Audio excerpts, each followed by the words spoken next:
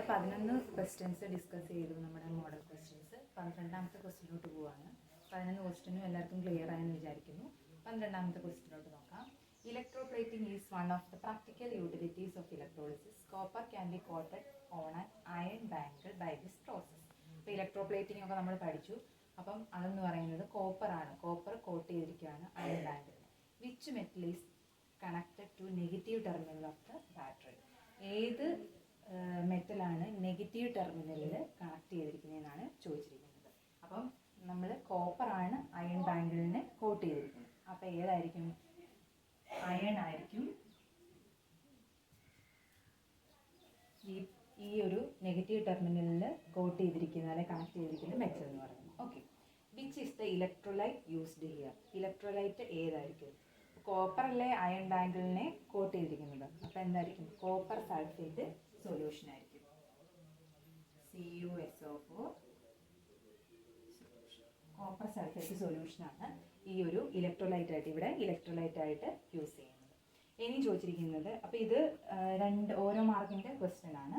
ഇനി അടുത്ത ക്വസ്റ്റ്യൻ എന്ന് പറയുന്നത് write down any other practical utility of electrolysis. അപ്പം ഇലക്ട്രോളിസിസിൻ്റെ വേറൊരു പ്രാക്ടിക്കൽ യൂട്ടിലിറ്റി എന്താണെന്ന് പറയാനായിട്ട് എന്താണ്? കുറച്ച് മെറ്റൽസിനെ, അതായത് സോഡിയം, പൊട്ടാസ്യം, അലൂമിനിയം ഒക്കെ ഉള്ളതിനെ മാനുഫാക്ചർ ചെയ്യാനായിട്ട് നമ്മൾ ഈ ഒരു പ്രാക്ടിക്കൽ യൂട്ടിലിറ്റി യൂസ് ചെയ്യുന്നുണ്ട്. അതായത് മാനുഫാക്ചറിങ്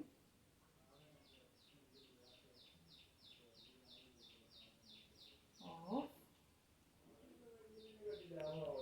മെറ്റൽസ് ലൈക്ക് ഏതൊക്കെയാ? Sodium, potassium, aluminium etcetera. അപ്പം വേറെ ഈ manufacturing of metals like sodium, potassium, aluminium ഇതിൻ്റെയൊക്കെ മാനുഫാക്ചറിങ്ങിന് വേണ്ടിയിട്ട് ഈ ഒരു പ്രാക്ടിക്കൽ ഈ ഒരു ഇലക്ട്രോളിസിസ് യൂസ് ചെയ്യുന്നുണ്ട്.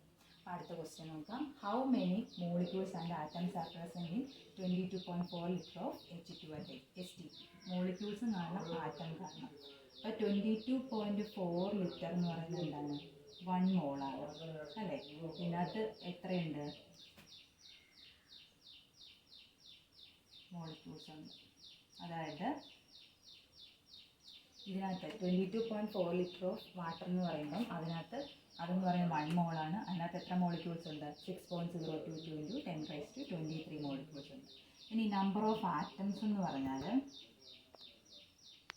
ഇതിനകത്ത് നോക്കിക്കേ, H2 എന്ന് പറയുന്നത് H 2 ഓക്സിജൻ ഉണ്ട്, അതായത് 3 ആറ്റം ഉണ്ട്.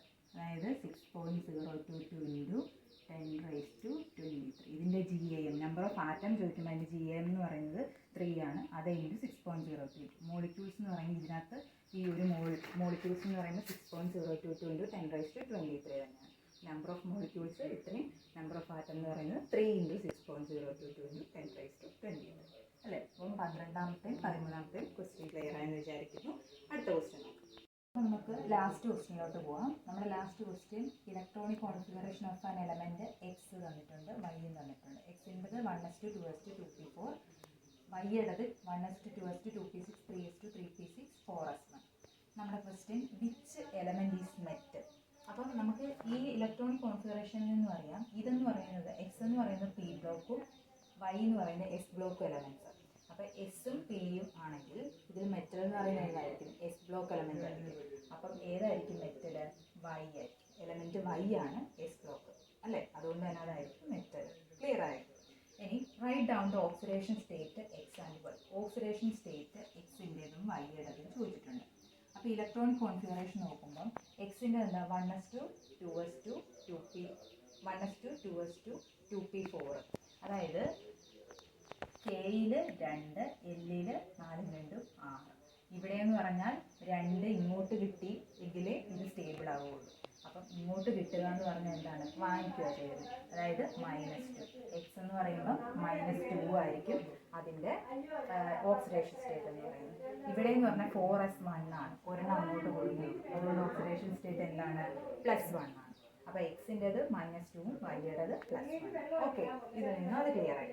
ഇനി what is the chemical formula of the compound when x combine with Y?